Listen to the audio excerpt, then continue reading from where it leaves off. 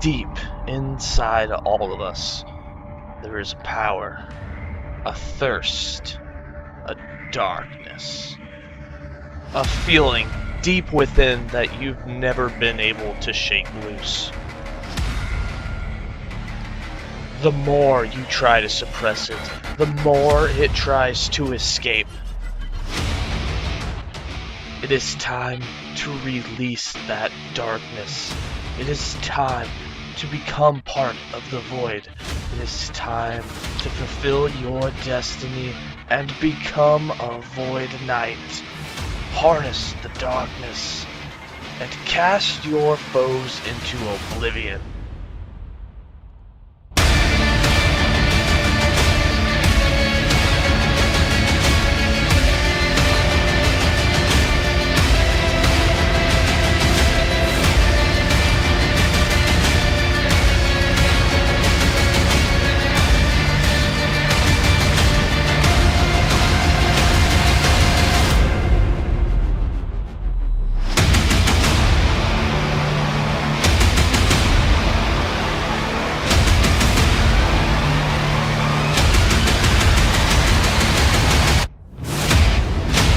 But be careful, traveler, for once the darkness has spread, there's no going back. Hello travelers, Boardman21 here, and today is the Void Knight caster, which is going to be our Void Knight casting Devouring Orb and Smite for its damage. You'll have Ring of Shields for defense, you'll have Anomaly for some crit chance, and basically what's going to happen is you're just using the power of Void and a bunch of spell power behind it to just annihilate your foes and do some pretty decent AoE and decent single target damage at the same time. As we all know that when you run a low life build, you can do the 5 points in Smite that consume a current portion of your life to do up to 250% more damage, which is huge for the skill. We'll be doing great damage, and we're not even running the Smite idols. You can do them and it'll almost double your damage.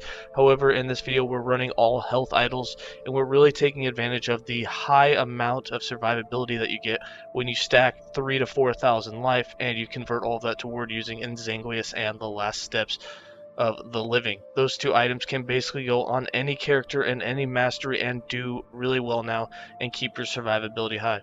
Alright, let's go ahead and get into the skills. For skills, we're running Smite, Anomaly, Volatile Reversal, Ring of Shields, and Devouring Orb.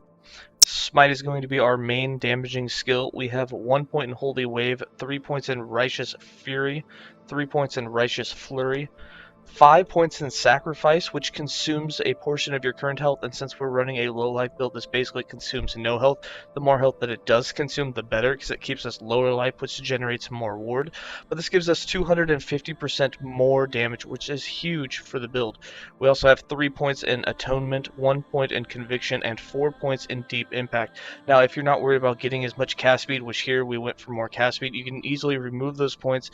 You can put 2 more points in Atonement to have a higher base crit chance, and you could get some Ignite, or if you're not worried about mana, which we did try this and it does do a lot more damage, you can do Fissures, which at that point the Fissures also do hit damage, and if you get some Ignite going, it's a lot of Ignite on your enemies, and you can turn this from a good hit build into a really good hit and damage build.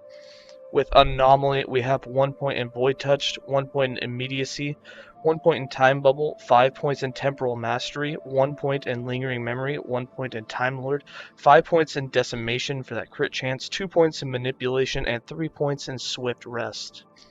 For Volatile Reversal, the main point of this is to give us a lot more cast speed. In fact, we can stack up 60 to 90% cast speed when we just start spamming it and getting some kills, which allows us just to get kills and do more damage even faster against single targets, or whenever you're not moving, say the arena or in boss fights. It's really useful. If you're doing Mono with the Fate runs, usually it's not a skill I use, as it'll backtrack you faster than you make progress. For this, we have 1 point in Incipient Void Rift, 2 points in Traveler's Fatigue, 1 point in Time Lost Wisdom, 2 points in Ancient Reversal, 1 point in Terminal Void Rift, 3 points in Dark Expanse, 3 points in Harbinger of Dust, 3 points in Time Sap, 3 points in Warped Time, and 1 point in Time Lost Vitality. For Ring of Shields, we have 1 point in Reinforcement, 2 points in Healing Shields, 5 points in Phalanx, 3 points in Banding, 1 point in Molten Shields, 5 points in Touched by Fire, and 3 points in Enduring Defense. For Devouring Orb, we have 3 points in Void Adept, 1 point in Hollow Orb, 1 point in Abyssal Emission, 9 points in Dark Torrent, 1 point in Cataclysm, and 5 points in Orb Master. If you're not worried about mana, you can put the 1 point in Dark Moon, but that mana cost is huge. But it is nice to have them follow you, especially if you're going through like the Monolith Fate. However, in the arena and in boss fights, it's not quite as important. For passives, we have 20 points in the base Sentinel class, with 8 points in Fearless, 5 points in Armor Clad, 2 points in Relentless, and 5 points in Time and Faith.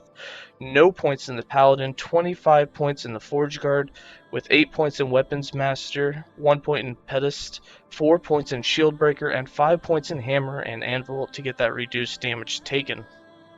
66 points in Void Knight with 10 points in Abyssal Endurance, 5 points in Temporal Corruption, 10 points in Devouring Blade, 8 points in Void Bolts, 1 point in Void Corruption, 4 points in Woe, 4 points in Singular Purpose, 8 points in Eternal Form, 5 points in Echoing Strikes, 10 points in Time Legion, and 1 point in Avatar of Regret.